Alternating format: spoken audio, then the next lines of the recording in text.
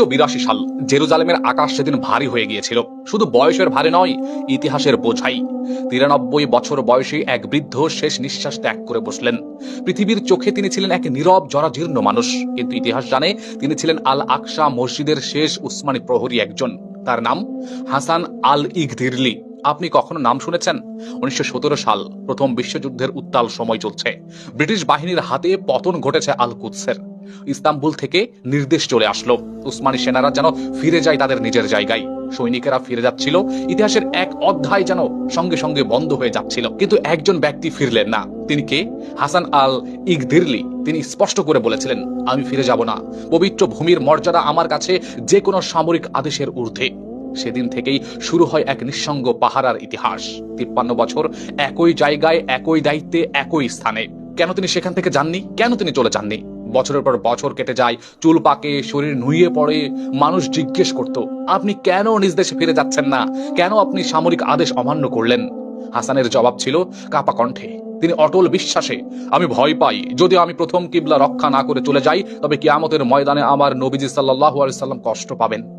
এটি কোনো আবেগী কথা নয়, এটি তার মনের কথা ছিল, এটি তার ইমানের কথা ছিল, এটি তার ইমানের শপথের কথা ছিল।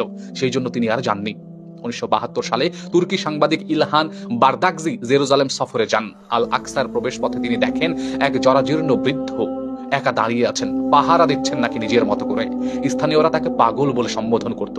কিন্তু যখন সাংবাদিক তুর্কি ভাষায় সালাম দিলেন, পাথরের মতো স্থির সেই বৃদ্ধ হঠাৎ কেঁদে উঠলেন। তিনি বললেন, আমি আরিফ হাসান, 20তম ইউনিট, 36তম ব্রিগেড, 8ম গ্রুপের 11 নম্বর মেশিন গান দলের একজন নেতা।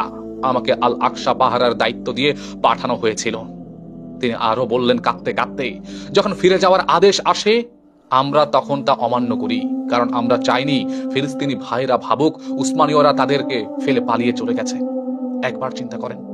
হাসান আরো জানালেন, তার সঙ্গে থাকা 53 জন সঙ্গী একে একে ইন্তিকাল করেছেন। কোন শত্রু তাদের পরাজিত করতে পারেননি। তাদের হার মানাতে পেরেছে কেবল তাদের ভাগ্য, তাদের তাকদীর।